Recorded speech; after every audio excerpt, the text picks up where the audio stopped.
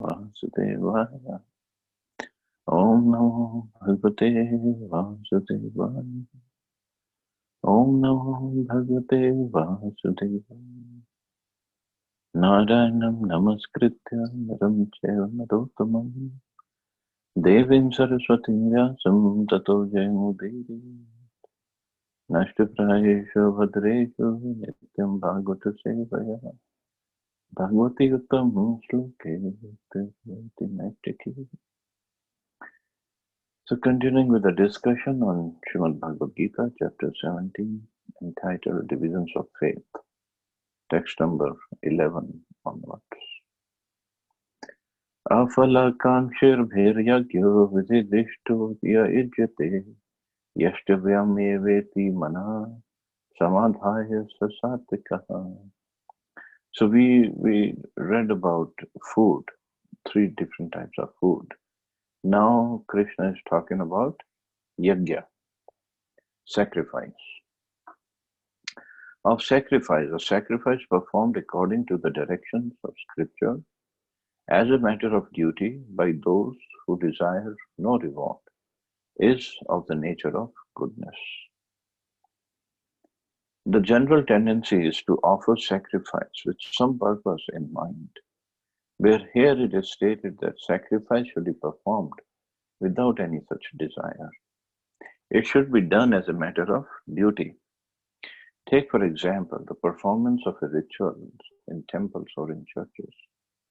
Generally, they are performed with the purpose of material benefit, but that is not in the mode of goodness. One should go to a temple or church as a matter of duty, offer respect to the Supreme Personality of Godhead, and offer flowers and eatables without any purpose of obtaining material benefit. Everyone thinks that there is no use in going to the temple just to worship God. But for worship for economic benefit is not recommended in the scriptural injunctions. One should go simply to offer respect to the deity. That will place one in the mode of goodness. It's the duty of every civilized man to obey the injunctions of the scriptures and offer respects to the Supreme Personality of Godhead. So sacrifice is not just doing any yajna, that is sacrifice. Sacrifice is anything, any sacrifice we do for just as a matter of duty or as a matter of service.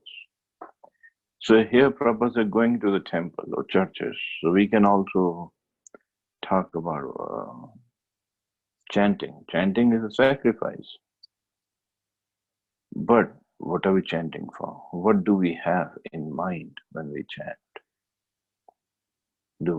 Are we chanting to get some money, power, position, or some other material benefit?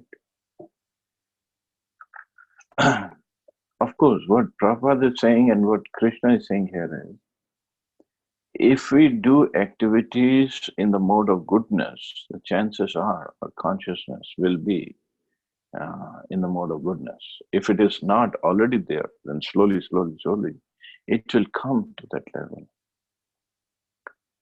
But, or we do many activities in combined mode. Food, fatty, juicy, wholesome, pleasing to the heart, that's in mode of goodness. Little spicy or too sour, too salty,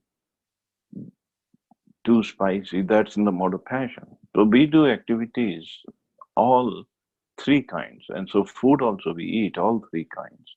Now so idea is to keep more of the food in the mode of goodness or beyond. If it is prasadam, that is definitely beyond. So similarly, the sacrifice, we do have material desires. All of a sudden, we cannot just say, oh, I'm not going to go to the temple and ask for anything from God, from Krishna. Or when we chant, and many times if some desire is there, it will come out while chanting, oh Krishna, please fulfill that desire. Yes, that's in mode of passion, but it's not a crime. Sometimes we become, or we get guilty of, oh, I asked this, that is wrong. Well, it's not a crime. All it is, yes, it will take us some more time to get purified further. That's all. But it's not that big of a crime that we start feeling guilty, and others, sometimes others also help us in becoming guilty or feeling guilty. It's no such thing. It's just we are making progress at our own pace. Of course, it will always help to make progress at a faster pace. But suppose I have a car, and the car is little old, and the engine is little bad, weak, and the tires are also not that very good. And I try to drive it at 100 kilometers an hour. The car won't be able to take it. It might break down. If I drive at little less speed, lower speed, okay, the same car can take me to a place, to a destination. So similarly, our mind, our consciousness, of course, originally it's all pure, soul is perfect, but we have so many of sanskaras on our consciousness. So our mind is all, it's conditioned. So with that vehicle, if I try to go, okay, I'm not going to have any material desires from now on, which is great if I can do it. But if I can't, so instead of leaving bhakti altogether, no, it's all false hopes or this or that, because I could not maintain that speed in my old car, doesn't mean that others cannot. And at the same time, I don't have to drive at such a high speed that I want to keep up with others if I can't. So it's always okay to drive at our own pace, at our own speed. With a desire that, yes, I want to become pure. Yes, but I have my limitations. This is what I've understood from when in second chapter probably it was, when it is said that a charlatan, a sincere street sweeper on the path of yoga is better than a cheating sannyasi. Of course, I'm not saying all sannyasis are cheating. That's not what I'm saying. But staying at our own position, staying at our own pace, try to pick up the pace, fine, great. But let's not go from first gear to fourth gear all of a sudden.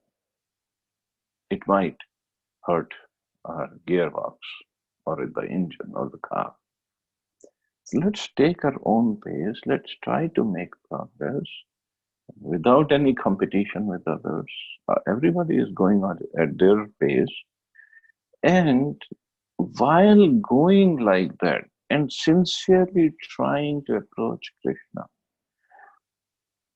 and sincerely begging for the mercy of Prabhupada, that I'm trying, but I cannot. I have my limitations. Definitely the mercy will come.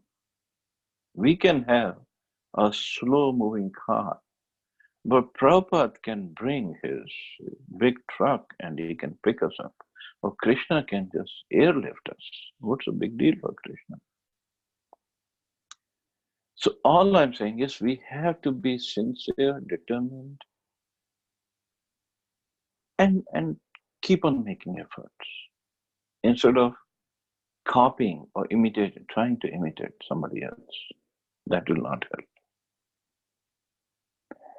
So sacrifice, great. If somebody can do that sacrifice without any material desires, great. If not, then let us make the sacrifice. Let's not stop the sacrifice. Sacrifice has to be done. Going to the temple, chanting, or other sacrifices, whatever we can sacrifice for the service, has to be done. So let's keep on doing it, even if with a material desire. No problem. The sacrifice has to go on. Text 12. Abhisandhaya tu phalam dambhartam api chaiva ijjate bharata shrestha tam yagyam vidhi rajasam. But the sacrifice performed for some material benefit or for the sake of pride or chief of the Bharats, you should know to be the mode of passion. Sometimes sacrifices and rituals are performed for elevation to the heavenly kingdom or for some material benefits in this world. Such sacrifices or ritualistic performances are considered to be in the mode of passion. Yes, that's in the passion, so it's okay. Of course, the sacrifice which is in the mode of ignorance, that is bad. That nobody will ask us to perform that. But at least we have to know what's in the mode of ignorance. Vidihinam srishtanam asrishtanam mantrahinam adakshinam shraddha virasitam yagyam tamasam parichakshate.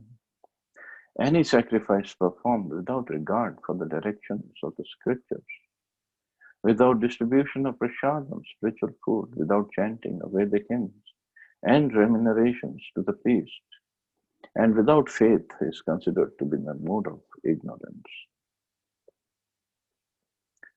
So faith in the mode of darkness or ignorance is actually faithlessness. Sometimes people worship some demigod just to make money and then spend the money for the creation, ignoring the scriptural injunctions. Such ceremonial shows of religiosity are not accepted as genuine. They are all in the mode of darkness. They produce a demoniac mentality and do not benefit human society. Actually, this kind of sacrifice is going on altogether. Sacrifice without regard for the directions of the scriptures. People do give or sacrifice their money, they donate, they give the donation. Of course, charity will come later on, but charity is also part of sacrifice. Or people make a show of big yajna, big bhandara, big puja, and this and that. But it's all a show. It's a sacrifice in ignorance if it is done without the proper direction of scriptures, or without chanting of Vedic hymns, and without faith also. And so it's a combination of ignorance and passion, because people want their name to be sung, their glories to be sung, or they perform this sacrifice so that they can get more money later on. But it's crazy, actually. It's wastage of time. And proper faith in the mode of darkness or ignorance is actually faithlessness. It's not considered faith. So these are guidance for us that what kind of sacrifice one should be performing.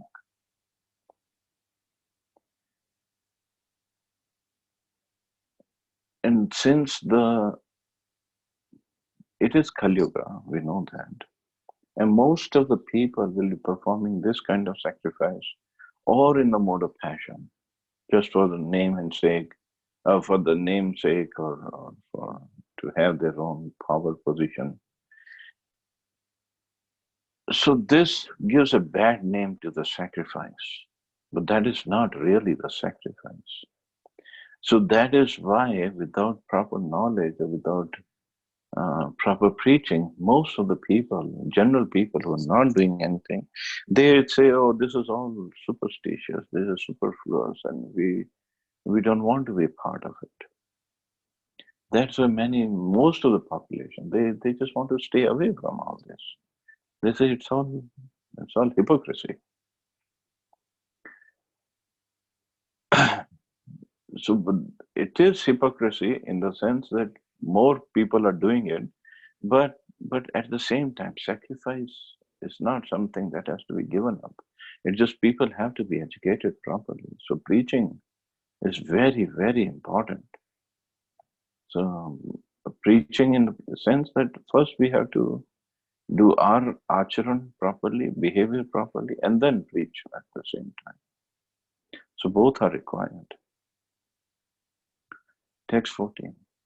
Dev Dvij Guru Pragya Pujanam Shocham Marjavam Brahmacharyam Ahimsa Cha Shariram Tap Uchyate. Austerity, now austerity, Krishna told us. Sacrifice and now austerity. Austerity of the body consists in worship of the Supreme Lord, the Brahmans, the spiritual master, and superiors like the father and the mother, and in cleanliness, simplicity, celibacy, and non-violence. Supreme Godhead here explains the different kinds of austerity and penance. First, he explains austerities and penance practiced by the body. One should offer or learn to offer respect to God or to the demigods, the perfect qualified Brahmins, and the spiritual master and superiors like father, mother, or any person who is conversant with Vedic knowledge. These should be given proper respect. One should practice cleansing oneself externally and internally, and he should learn to become simple in behavior. He should not do anything which is not sanctioned by the scriptural injunctions. He should not indulge in sex outside of marriage life, for sex is sanctioned in the scriptures only in marriage, not otherwise. This is called celibacy. These are penances and austerities as far as the body is concerned. So then there is austerity of body, mind, and words. So this is the austerity of the body. One should, with this body, learn to offer respect to God, to demigods also. Here it said about demigods. And the perfect and qualified Brahman, spiritual master and superiors like father, mother, any person who is conversant with Vedic knowledge. What to speak of conversant with Vedic knowledge when Rup and Sanatan Goswami, they were living in Ramkheli, and they were the ministers in Nawab Hussain Shah's government. And when they met Chaitanya Mahaprabhu, they both resigned from the positions. Of course, third brother Anupam was also there. He was also very highly positioned. So all three brothers, they resigned. So Rupa and Anupam Goswami, they somehow they could leave, and they could leave the kingdom, and they left the city, and they just nobody stopped them. But Sanatan Goswami, what he was doing, he was putting in his medical leave. He was like, I'm not going to work, and he was sitting at home. Nawab Hussain Shah came to know, and he sent his people to see how Sanatan Goswami was doing. How come he is so sick that he cannot come to work?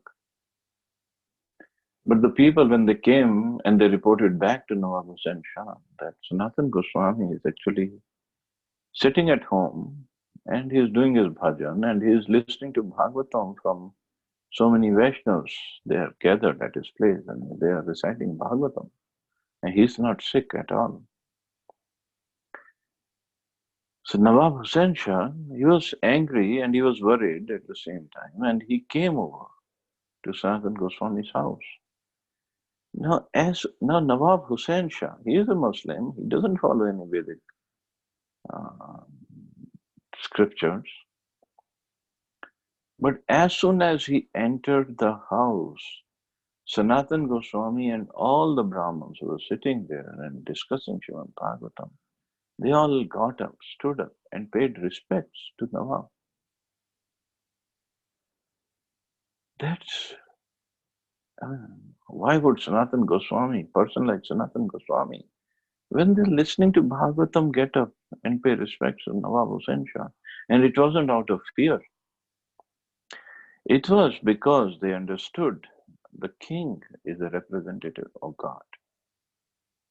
This is what they believed in. And when Nawab entered, they all paid respects. And later on, still, Sanatana Goswami didn't go back to work, and he was put in prison for that. That's a different story. So here, Prabhupada is saying one should offer or learn to offer respect to superiors like father, mother, or any person who is conversant with Vedic knowledge. Even though Nawab wasn't conversant with Vedic knowledge, but still he was a king. So Sanatana Goswami thought he is worthy of my respect because king is considered representative of God. As a Vaishnava, we should be giving respect to everybody. Because what we look at is we are giving respect to the Paramatma sitting in the heart and to the soul. Soul is pure. The coverings on the soul could be anything, but one who has proper knowledge, one who is properly situated, he can see that the soul is pure. And he is paying respect to the soul and to Paramatma. I don't know what happened. My computer screen went blank. Just hold on.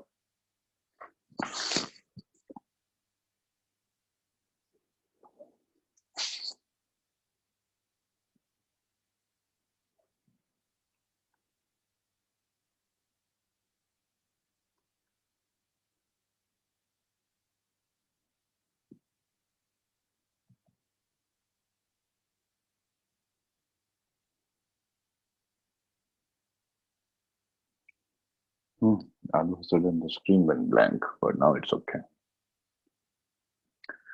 So austerity of body is also, austerity is to keep it clean inside and outside, externally and internally. So externally we keep it clean by taking bath at proper times, at least twice a day, and internally by becoming simple in behavior, by not engaging in some nonsense activities, chanting. These are all processes to keep it internally clean. And like once one Maharaj was giving a lecture, and it made me think also, like when we go to pass urine and stool, urine or stool. So as soon as we pass urine or stool, at least when we pass urine, we have to wash our hands, and when we pass stool, we have to take bath. That's an injunction. But then Maharaj was saying, but isn't it strange? Of course, it's Vedic injunction, so we follow it, no problem. But what he was saying, isn't it strange when the stool and urine is inside the body, we don't have to go and bathe every second. As soon as we pass, we are getting rid of stool and urine. We have to take shower or we have to clean our hands. When it is inside the body, it's considered clean. When it is removed from the body is considered dirty. That is strange. But I guess it's a process of removing evacuation that makes the body dirty. But we should follow these injunctions. These are very important injunctions actually. But at the same time, I have seen people getting so fanatic about this part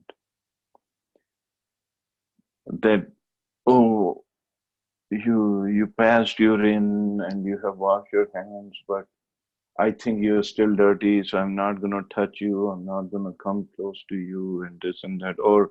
Or maybe you touched a baby who had passed your stool, and babies, you cannot wash them, keep on washing them every 10 minutes, 15 minutes, that they can pass stool and urine.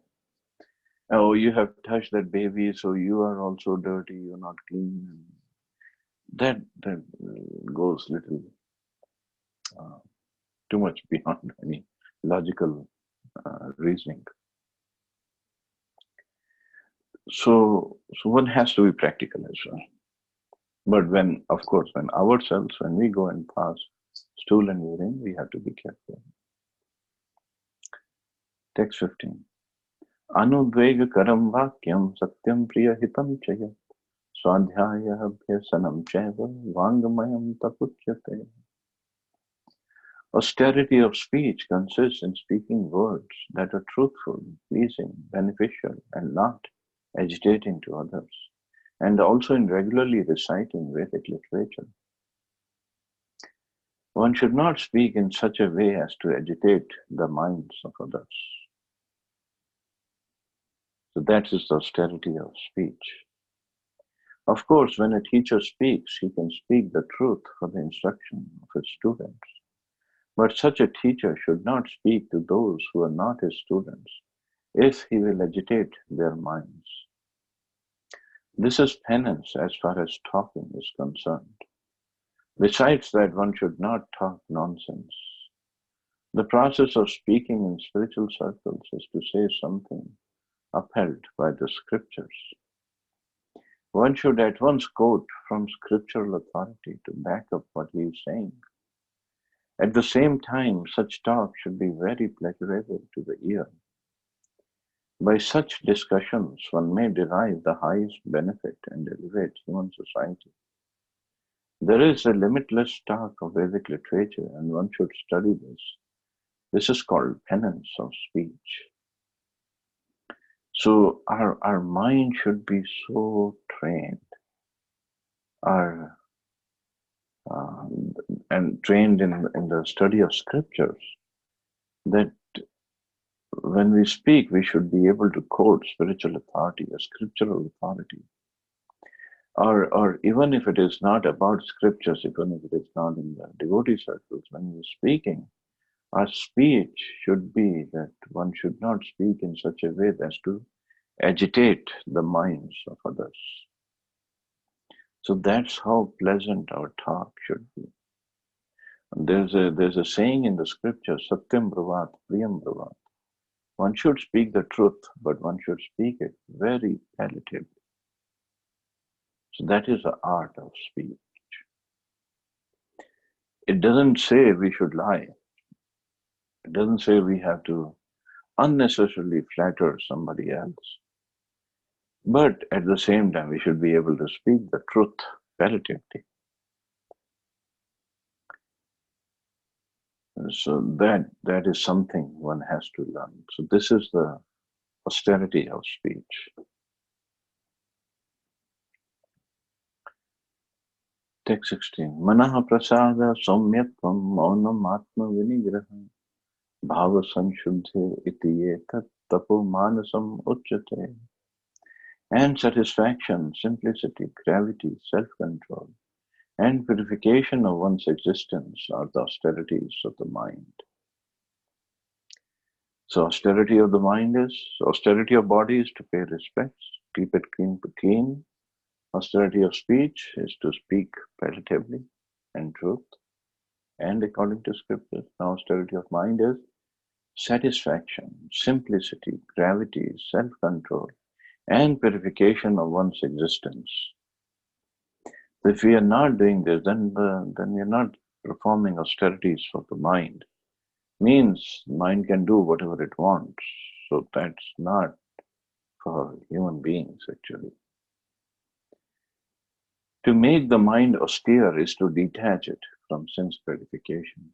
It should be so trained that it can be always thinking of doing good for others. The best training for the mind is gravity in thought.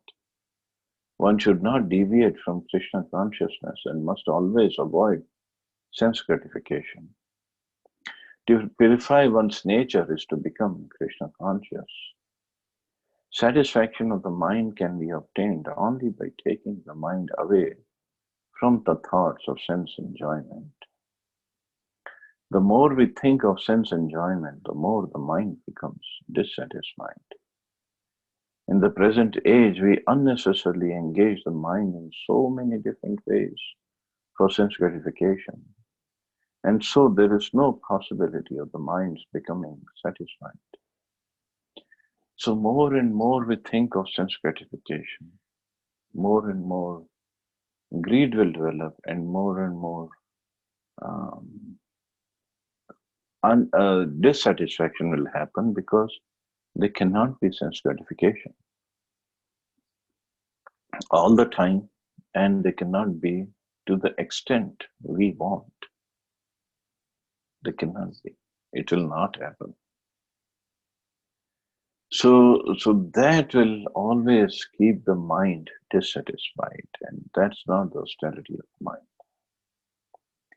Austerity is to remain satisfied. And if more sense gratification comes, let it be. If not, so be it.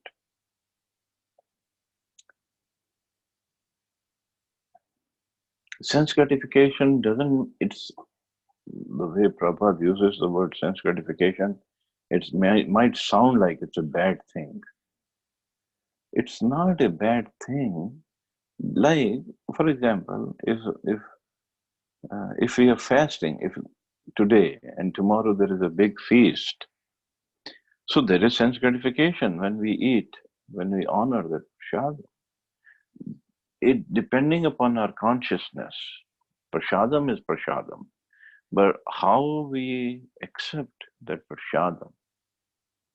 Do we accept it as really as mercy of Krishna, and we are satisfied with whatever amount we get and whatever items we get? Then it is really even beyond mode of goodness. But if we are eating the same prashadam just for filling up the belly, and we are taking only the dishes that we think are palatable, and so on and so forth, then it's not even transcendental. That's not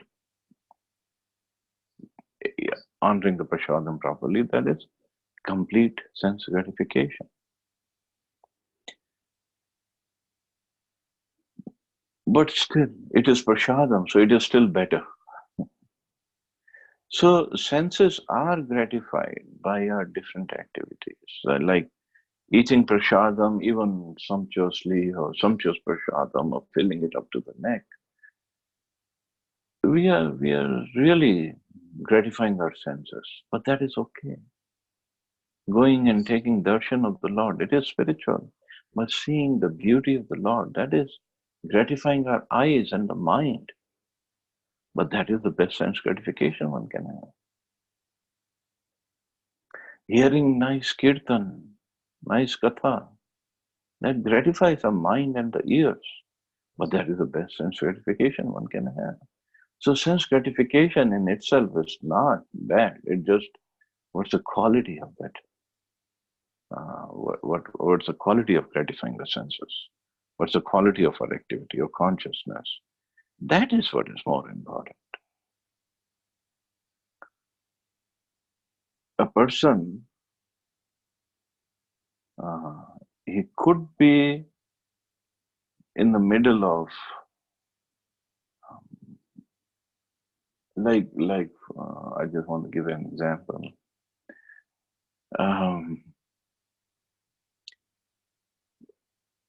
Once somebody said, even if Nityanand Prabhu, I think it was Srivas Acharya who said that, even if Nityanand Prabhu goes to a bar, and even if he marries a Muslim girl, my faith for him will never go down. And Mahaprabhu got so happy with Srivas Acharya for saying this, and you have so much of faith in my Nitai, you'll have love of God. So Nityanand Prabhu, even if he goes to a bar, he would be going there to deliver the drunkards or the people visiting that bar. But But a person who's not trained properly, he might think that Nityanand Prabhu is going to the bar to drink and to enjoy his senses. The point I'm saying, making is a devotee or even a person, we think he might be involved, engaged in sense gratification, but he could be completely detached from that atmosphere, or from that condition he is in. We don't know anybody's inside, what his thoughts are, what his consciousness is. So merely by looking at somebody's activities, we should refrain from making judgments. Because this word, sense gratification, again, it can play havoc in the devotee circles. And people are ready to judge others at the drop of a hat. That, oh, he is sense gratifier. How do you know? There's no way to know this. So first thing is we should not be judging others. That's a complete no-no. And secondly, for ourselves also, we have to see where is my consciousness. And many times people might be doing things just as a matter of duty. Somebody told me in the early days of ISKCON, when devotees didn't have a whole lot of experience, even if the devotee was telling me, even if you take your little baby on the pram, because the baby is crying and you take the baby on the pram and you go for a little walk, other devotees would jump in and say, oh, this is sense gratification, this is Maya, Prabhu, you are completely in Maya, you're so much attached to the body and you're attached to the body of the baby. This is the duty of a father or a mother, to take care of the baby. Where is the question of Maya? And even if it is Maya, it is your duty.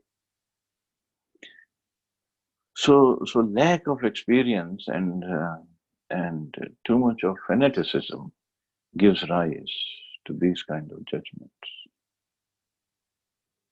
So one should be very careful, very, very careful. First passing of the judgment. And one should be more worried or more concerned about his progress than somebody else's, until one is in the position of authority. So one has to be very, very careful. Prabhupada further says, in the present age, we've unnecessarily engaged the mind in so many different ways for sense gratification. And so there is no possibility of the mind's becoming satisfying. The best course is to divert the mind to the Vedic literature, which is full of satisfying stories, as in the Puranas and the Mahabharata. One can take advantage of this knowledge and thus become purified. The mind should be devoid of duplicity, and one should think of the welfare of all. Silence means that one is always thinking of self-realization. The person in Krishna consciousness observes perfect silence in this sense. Control of the mind means detaching the mind from sense enjoyment. One should be straightforward in his dealings and thereby purify his existence. All these qualities together constitute austerities in mental activities. So many instructions, wonderful instructions are there. Silence doesn't mean just keeping quiet. Silence means always thinking of self-realization. Means keeping the mind always on the track of self-realization, making advancement on the path of bhakti. But at the same time, here, Prabhupada, one mind should be devoid of duplicity, which we have plenty of duplicity in our heart. And one should think of the welfare of all, not how am I going to exploit this person. Even in the name of spirituality, we try to exploit others.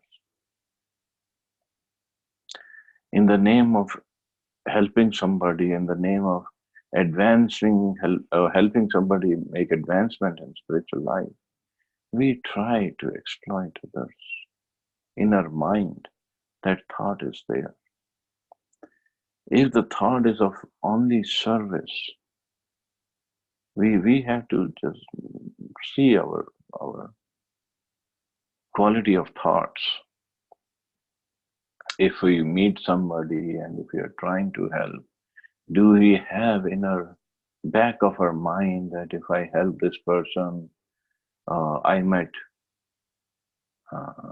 have good reputation, my name will my image will become better if I try to preach to this person or bring this person into Krishna consciousness, or if I try to help him because he has power and position and money, I might be benefited somehow.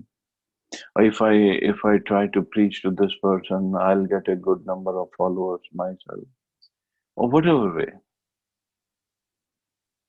Are we really trying to exploit others, or are we really from the bottom of our heart trying to help somebody? If really from the bottom of our heart we're trying to help somebody, then even if the person we're trying to help goes away, it would not hurt us. It would not even bother us, even a fraction, even a little bit. Because there was no other attachment except service. So at every day and every moment of the day, actually, we should be introspecting ourselves. We should be even looking at what's the quality of my thoughts, or the quality of my activities I'm doing. And am I really doing it to serve others? Or it's still some of the thoughts of enjoying is there. Enjoyment will still be there. That is a perfect enjoyment. One enjoys by helping others because one knows that Krishna wants me to help others, or Prabhupada wants me to help others. So seeing the pleasure or feeling the pleasure or smile of Krishna or Prabhupada, that is the biggest enjoyment. That's the biggest sense gratification one can have. And this is what Prabhupada is writing. One should be straightforward in his dealings and thereby purify his existence. Another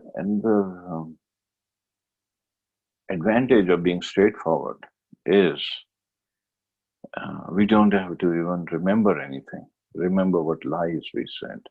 If you're straightforward, if you're truthful, we don't have to remember anything. Because if you're lying, we have to remember what lie did I tell this person and what lie did I tell the other person. All these qualities together constitute austerity in mental activities. And later on it is said that 3 activities should not be given up: dan, tapya, and yajna. So charity, austerity, and sacrifice should never be given up. Because this is what human life is all about. We should be performing charity, sacrifice, and austerity to purify ourselves, to make us better human beings, and at the same time to make progress spiritually. Anyway, I'll stop here. See anybody have any questions or comments?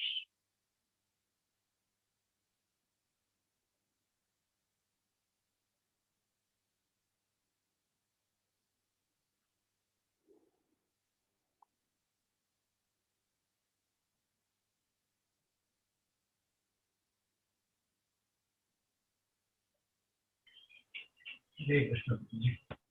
Hare Krishna. So you are mentioning that we should preach, but without any motive.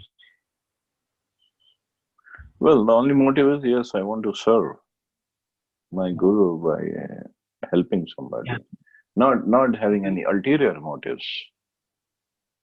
When we are not looking for any name, fame, or money, or any wealth Yeah. from the other person, when we are preaching, still some onlookers, people who look at us, might see that we have some motives, or they may even accuse us of having such motives.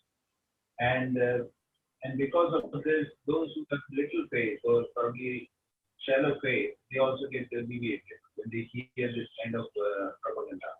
Like there is a lot of propaganda going on about ISKCON. That ISKCON is collecting money and sending it to America. So these are baseless propagandas.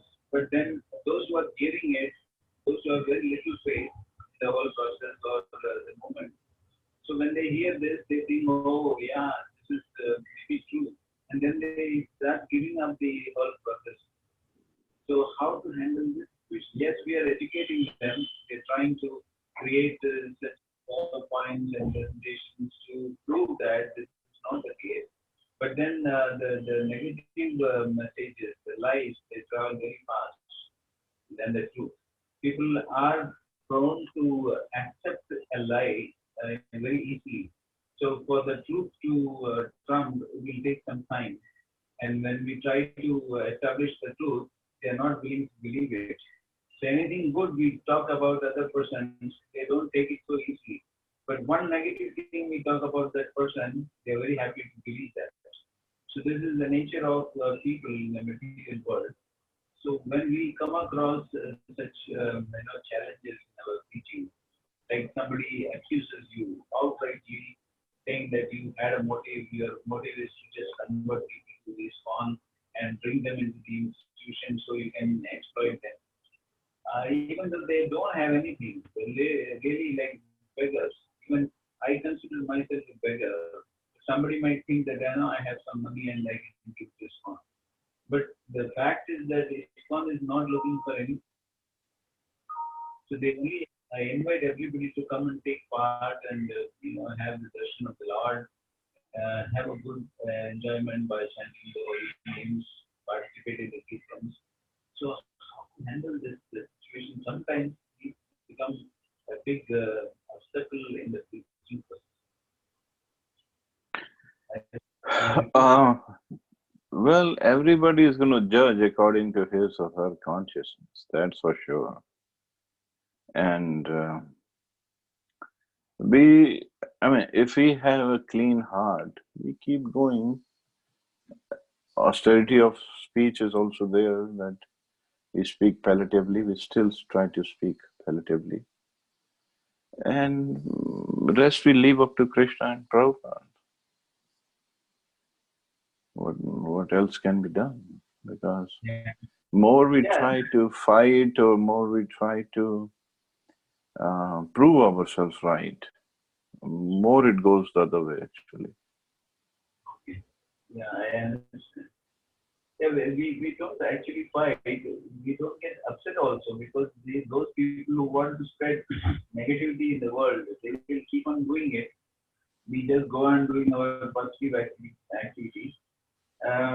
Not that we are getting upset about it, but we want to. Sorry. Those who have the little faith, shallow faith, so they don't go away because once they go away, they spend a lot of time in the material world, and for them to realize that what they believe is not a truth, it will take maybe years. So by the time they realize it and come back, the half of their life is gone. So there's something we can do about it. That's what I would ask. So anyway, what the answer you gave is perfect. Thank you very much. Yeah, ultimately results are not in our hands. That's for sure. So even if we preach to that person, and even if there is no negative agenda or negative pulling him, the person, there's no guarantee the person will stay. So all we have to do is still do our duties without any attachment, and keep on praying to Prabhupada and Krishna.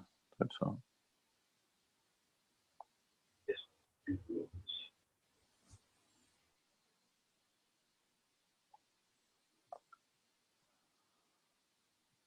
And when people will behave or see things according to their consciousness level anyway. Can't do anything. Very true. This is a wonderful class actually. These topics are of relevance to anybody, not just the devotees, but to all the people in the material world also. Austerities, charity, all these concerns everybody. I think you gave a very wonderful explanation. And we are very grateful. Well, I tried. So, any other questions or comments?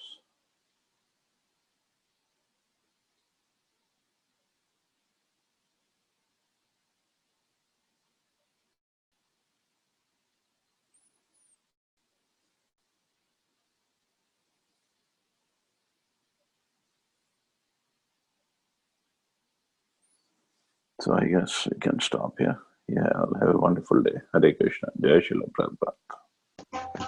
Hare Krishna Prabhuji.